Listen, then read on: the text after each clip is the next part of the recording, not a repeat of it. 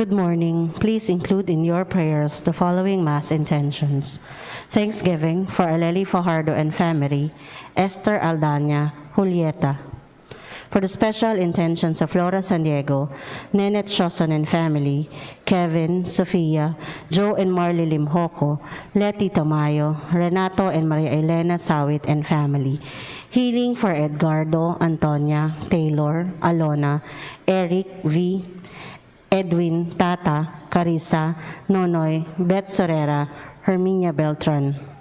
For the repose of the souls of Father Joel, Rizaldi, Daniel Jr., Lilibet, Joseph, Jose, Ray, Roy Christopher, Nieves, Raul, Noel, Sonny, Remedios, Ricardo Sr., Marciana, Antonio, Celso, Esther, Ricardo Jr., Mikoy, Gil, Tirso, Rosa, Casiana, Juan, Martha, Generosa, Gregorio, Honorato Daniel, Sergio, Jason Joseph, Boy, Jesus, Jovita, Pasita, Narciso, and all souls in purgatory has been forgotten in prayer. Good morning once again, brothers and sisters. Let us begin our Eucharistic celebration with our parish priest, Father Joseph Buslon, as our Mass presider. Let us all sing together and give our responses during the entire celebration.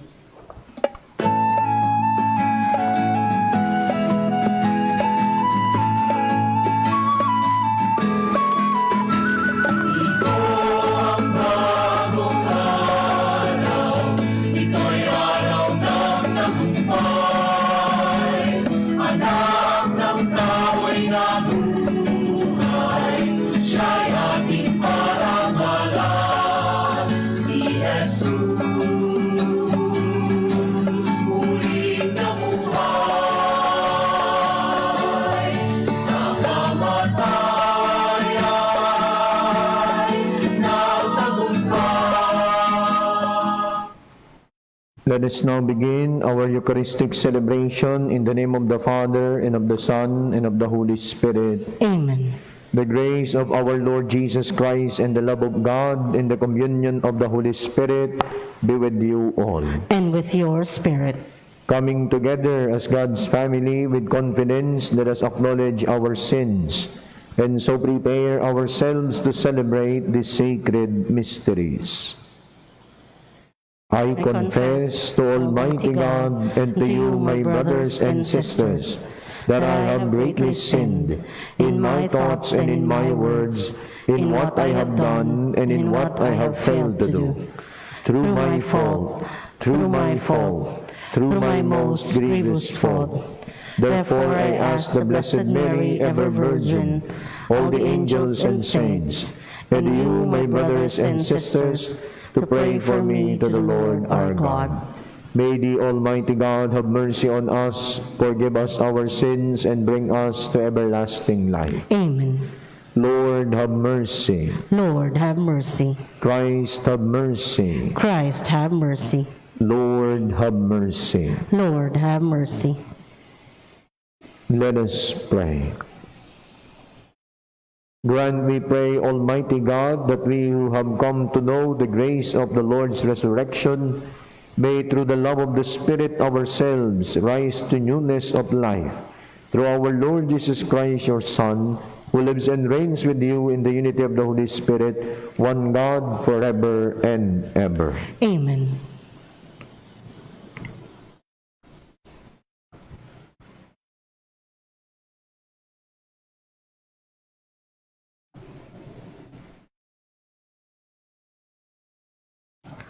A reading from the Acts of the Apostles. Saul, still breathing murderous threats against the disciples of the Lord, went to the high priest and asked him for letters to the synagogues in Damascus, that if he should find any men or women who belonged to the way, he might bring them back to Jerusalem in chains. On his journey, as he was nearing Damascus, a light from the sky suddenly flashed around him. He fell to the ground and heard a voice saying to him, "Saul, Saul, why are you persecuting me?" He said, "Who are you, sir?" The reply came, I am Jesus, whom you are persecuting. Now, get up and go into the city, and you will be told what you must do. The men who were traveling with him stood speechless, for they heard the voice, but could see no one. Saul got up from the ground, but when he opened his eyes, he could see nothing. So they led him by the hand and brought him to Damascus. For 3 days he was unable to see, and he neither ate nor drank. There was a disciple in Damascus named Ananias, and the Lord said to him in a vision, Ananias. He answered, Here I am, Lord. The Lord said to him, Get up and go to the street called Straight, and ask at the house of Judas for a man from Tarsus named Saul. He is there praying, and in a vision he has seen a man named Ananias come in and lay his hands on him, that he may regain his sight. But Ananias replied, Lord, I have heard from many sources about this man, what evil things he has done to your holy ones in Jerusalem. And here he has authority from the chief priest to imprison all who call upon your name. But the Lord said to him, Go, for this man is a chosen instrument of mine to carry my name before Gentiles, kings, and children of Israel. And I will show him what he will have to suffer in my name. So Ananias went and entered the house. Laying his hands on him, he said, Saul, my brother, the Lord has sent me, Jesus who appeared to you on the way by which you came, that you may regain your sight and be filled with the Holy Spirit. Immediately, things like scales fell from his eyes, and he regained his sight. He got up and was baptized, and when he has eaten, he recovered his strength. He stayed some days with the disciples in Damascus, and he began at once to proclaim Jesus in the synagogues, that he is the Son of God. The word of the Lord. Thanks be to God. Go out to all the world and tell the good news. Go out to all the world and tell the good news. Praise the Lord, all you nations. Glorify him, all you peoples. Go out to all the world and tell the good news. For steadfast is his kindness towards us, and the fidelity of the Lord endures forever. Go out to all the world and tell the good news. Please rise to honor the Holy Gospel. Alleluia, alleluia. Whoever eats my flesh and drinks my blood remains in me, and I in him, says the Lord. Alleluia, alleluia.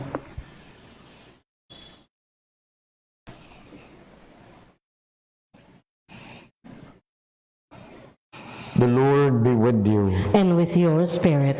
A proclamation from the Holy Gospel according to John. Glory to you, O Lord. The Jews quarreled among themselves, saying, How can this man give us his flesh to eat? Jesus said to them, Amen, amen, I say to you, unless you eat the flesh of the Son of Man and drink his blood, you do not have life within you. Whoever eats my flesh and drinks my blood has eternal life, and I will raise him on the last day. For my flesh is true food, and my blood is true drink. Whoever eats my flesh and drinks my blood remains in me, and I in him. Just as the living Father sent me, and I have life because of the Father, so also the one who feeds on me will have life because of me. This is the bread that came down from heaven.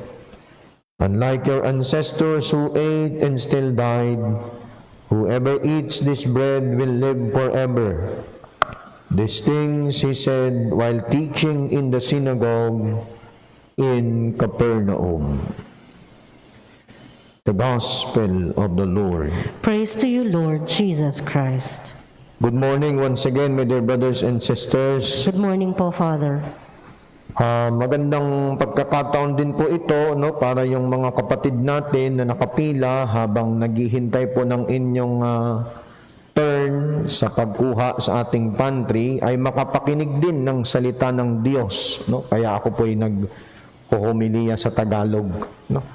At hayaan po ninyo na itong ating ebanghelyo ngayon na ang pinangtutungkulan ay ang paghahayag ni Jesus ng kanyang sarili, ang pagbibigay niya ng kanyang sariling katawan para sa atin, upang ipaalala sa atin na ang kabusugang pisikal ay natural, hahanapin natin.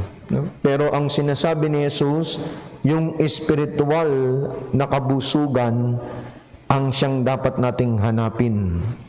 Kasi ito dadalhin natin hanggang sa kabilang buhay. Yung pisikal na kabusugan, pansamantala lang yan. No? Marahil karamihan sa atin, oo nga't nangangailangan. Marahil karamihan sa atin, oo nga't kumakalam ang sikmura. No? Kaya nga makikita natin sa mga pagsasagawa ng mga ganitong community pantry, yung biyaya na ipinagkakaloob ng Diyos, na ni minsan hindi niya tayo iniwan, na ni minsan hindi siya nagkulang. Kasi nga gumagamit siya ng mga tao na nagiging instrumento para ang kapwa ay tulungan. No? At yun yung mahalaga doon kapag nare-realize natin yung nagagawa natin, sabihin man nating maliit na bagay, pero marami ang nakikinabang, marami ang natutulungan, at mas malaki ang natutugunan. Doon pumapasok yung tinatawag nating nagiging totoo, yung realidad, at sumasalamin yung pagbabahagi ni Jesus ng kanyang sarili sa atin. No? Ibig sabihin, nababago yung mentalidad ng tao na imbis na maging makasarili, matutong magbigay. Nababago yung mentalidad ng tao na hindi lamang siya ang nabubuhay. No? Marami ring nabubuhay na nangangailangan. Dapat yun yung binabago sa atin ng mga pangyayari, ng mga krisis na pinagdadaanan natin. Kasi kung wala tayong natutunan sa krisis na pinagdaanan natin, ano pang saysay, no? Na dumaan tayo sa krisis. No? Doon nga tayo nahuhubog lalo yung pagkatao natin. No? Yung disiplina, yung pagtsatsaga, yung pagpapasensya. Ang mahalaga, nakikita natin ano ba yung higit na mas importante sa buhay natin. Oo nga, makakakain tayo sa araw na ito, pero tatandaan po natin, kung wala ang relasyon natin sa Diyos, parahil doon mas magiging uhaw, mas magiging gutom, mas magiging kulang tayo sa araw-araw. Kaya hayaan natin na hindi lamang tayo busugin ng mga pagkaing pisikal na marahil pwede nating pagsaluhan, pwede nating kainin sa araw-araw. Pero ang sinasabi ni Jesus sa ebanghelyo natin ngayon ay yung pag-aasam natin na siya'y tanggapin, no? Upang nang sa gayon, hindi lamang yung ating pisikal ang mabusog, pero gayon din yung ating espiritual na pagkatao. Gayon din naman, kapag tayo nabusog sa ating espiritual na pagkatao, sana naman mabago yung ating pagkatao. Yung banal na Eucharistia nagtatransform sa ating buhay. No? Iwasan na muna yung sisihan, yung bangayan, yung turuan, yung reklamuhan. No? Di nakakabusog yun eh. Pero kung tumulong ka, marahil yun, mas maraming mabubusog. Pero kung panay ka lang reklamo, panay ka lang sisi, panay ka lang turo, wala ka mapapabusog doon. No? Kaya mas makita natin yung halaga na ipinagkaloob ni Jesus ang kanyang sarili. Nag-alay ng kanyang buhay upang nang sa gayon, mas marami ang makinabang. At lahat tayo nakinabang sa pagbabahagi ni Jesus ng buhay na iyon. At sana tayong matuto rin. No? Kung si Jesus nagbahagi, pinagsasaluhan natin sa araw-araw, gayon din yung hamon sa atin.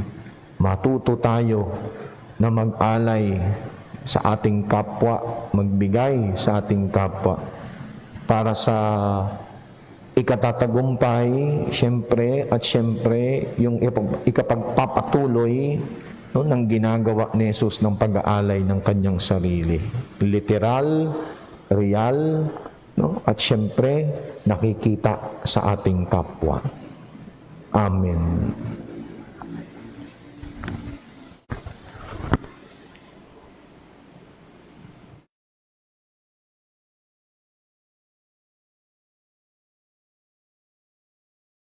The Father gives us His own Son as real food and real drink. At this altar, we can ask Him for all our needs in Christ, the source of new life. And so we pray, Father, sustain our lives through the Eucharist. Father, sustain our lives through the Eucharist, that the Church may grow in appreciation of the Eucharist as the bread of life by celebrating the sacrifice of the Mass with greater devotion. Let us pray to the Lord. Father, sustain our lives through the Eucharist, that as a community we may not be idle in our life of faith, but every day seek God even in our difficulties and sufferings. Let us pray to the Lord. Father, sustain our lives through the Eucharist, that families, especially our children, may grow in the ways of grace through the constant reception of the Eucharist. Let us pray to the Lord. Father, sustain our lives through the Eucharist, that the sick may be strengthened in their faith by uniting their sufferings with the sufferings of Christ. Let us pray to the Lord. Father, sustain our lives through the Eucharist, that our beloved dead may have the eternal life promised by Christ. Let us pray to the Lord. Father, sustain our lives through the Eucharist. Heavenly Father, you gave us the body and blood of your Son as food and drink for our journey. Grant that through our union with Him, we may be united with one another as members of His body. We ask this through Christ our Lord. Amen.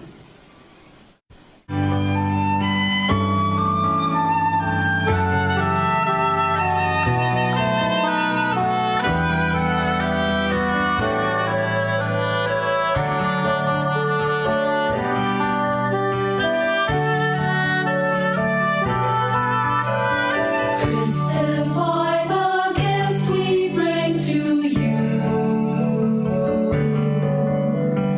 Bounty of the earth, receive anew. Take and bless the work of our hands.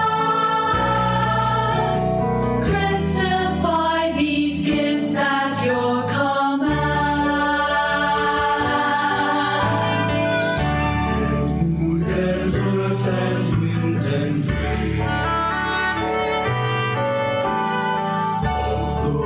Contained in every grain, all the toil and dreams of humankind,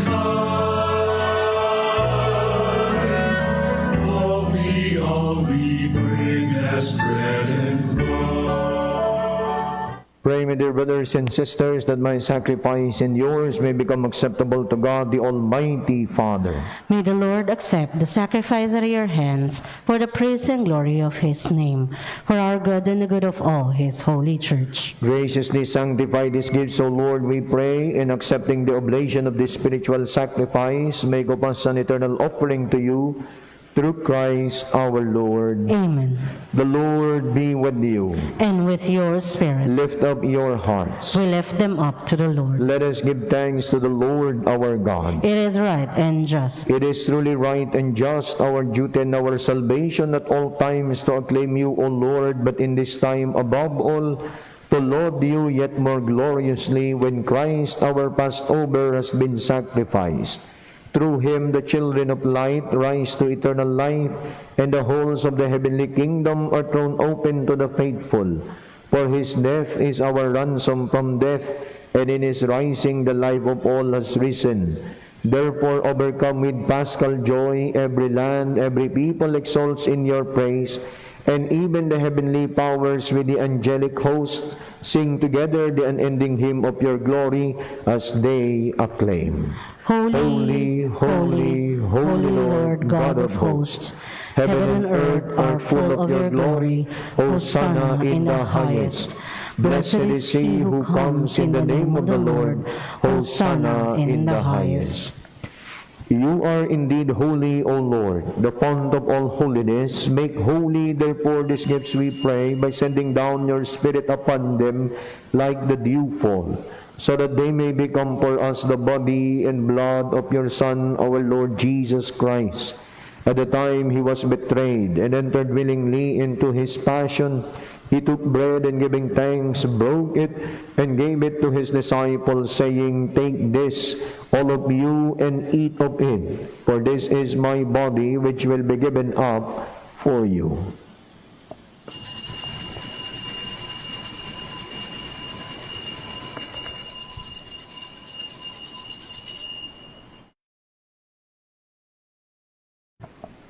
In a similar way, when supper was ended, he took the chalice, and once more giving thanks, he gave it to his disciples, saying, Take this, all of you, and drink from it. For this is the chalice of my blood, the blood of the new and eternal covenant, which will be poured out for you and for many for the forgiveness of sins. Do this in memory of me.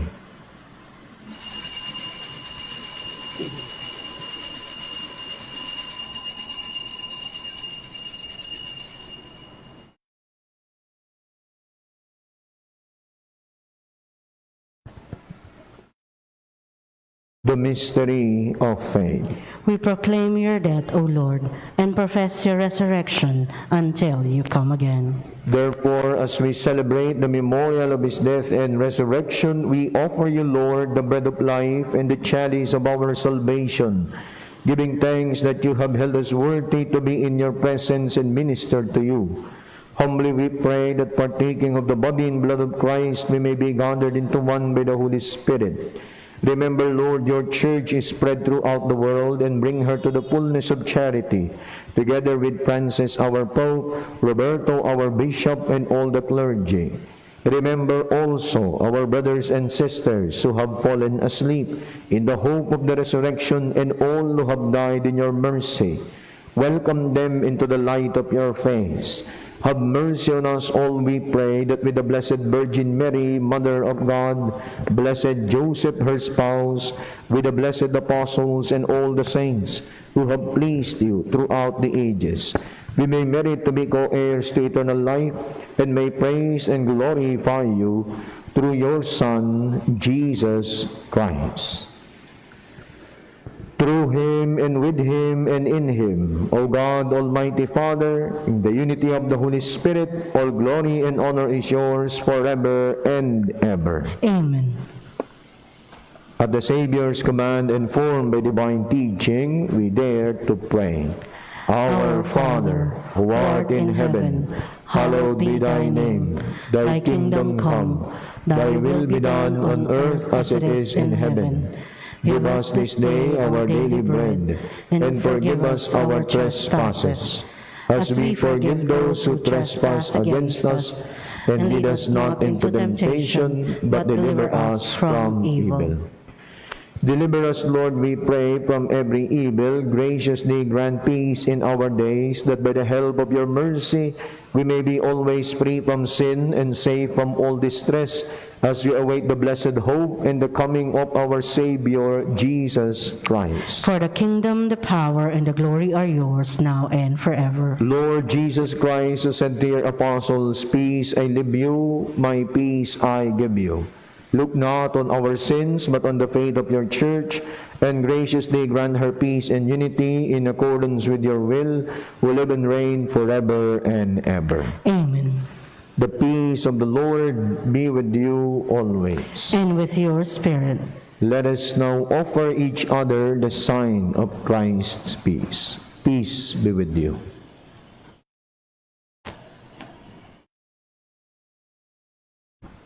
Lamb of God, you take away the sins of the world, have mercy on us. Lamb of God, you take away the sins of the world, have mercy on us.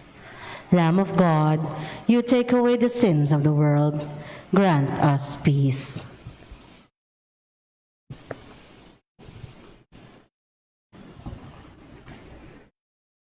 Behold Jesus, the Lamb of God, behold him who takes away the sins of the world. Happy are we who are invited to partake in this sacred banquet. Lord, I am not worthy that you should enter under my roof, but only say the word, and my soul shall be healed.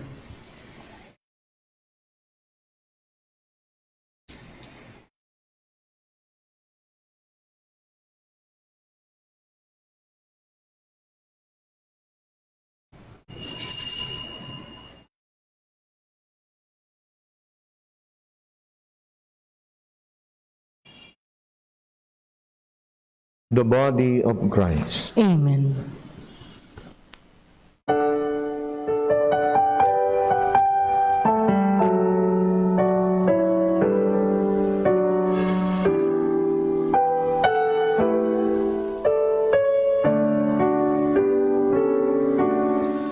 In my heart, I know my Savior lives. I can hear him calling tenderly my name. Over sin and death he has prevailed. In his glory, in his new life we partake. I know he lives as he has promised. For me he's risen, that from fear I may be free. Not even death can separate me from him whose love and might remain in me. In my heart, I know my Savior lives. I can hear him calling tenderly my name. Over sin and death he has prevailed. In his glory, in his new life we partake.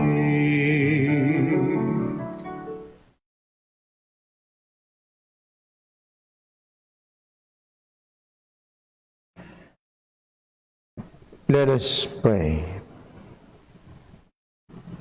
We have partaken of the gifts of this sacred mystery, humbly imploring, O Lord, that what your Son commanded us to do in memory of him may bring us growth in charity through Christ our Lord. Amen. Please bow your heads for the prayer for healing.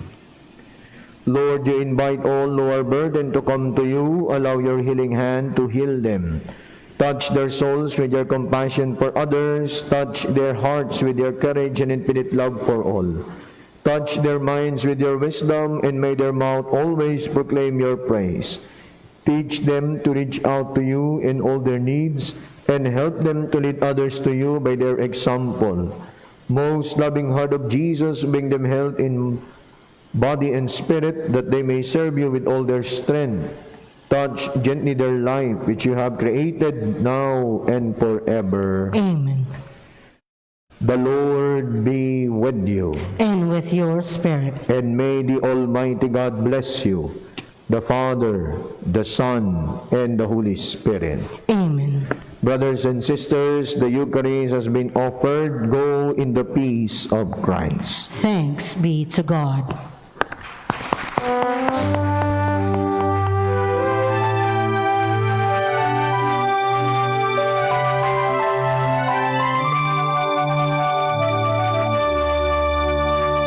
Maria, aming ina at reyna,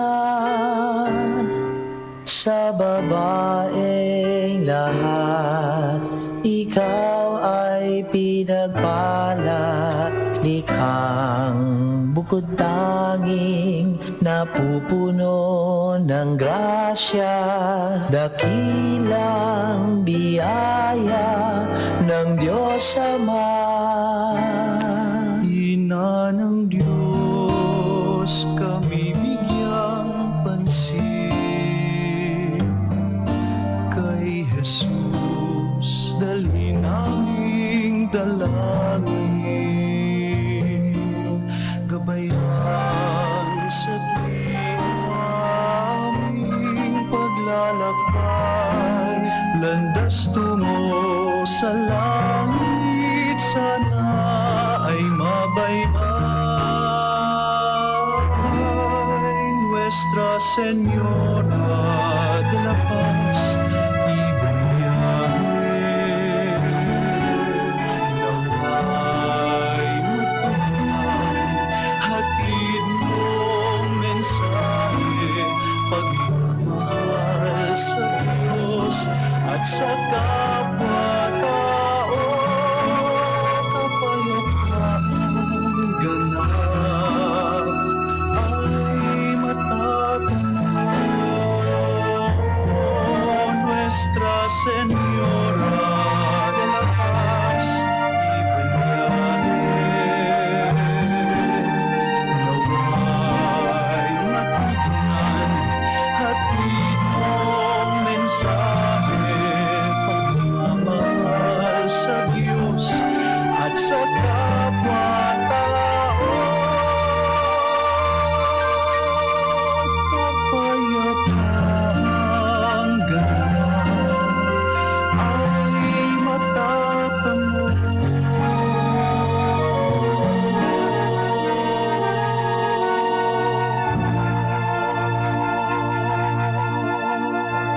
Nuestra Señora de la Paz y Buen Viaje, ipanalangin mo kami.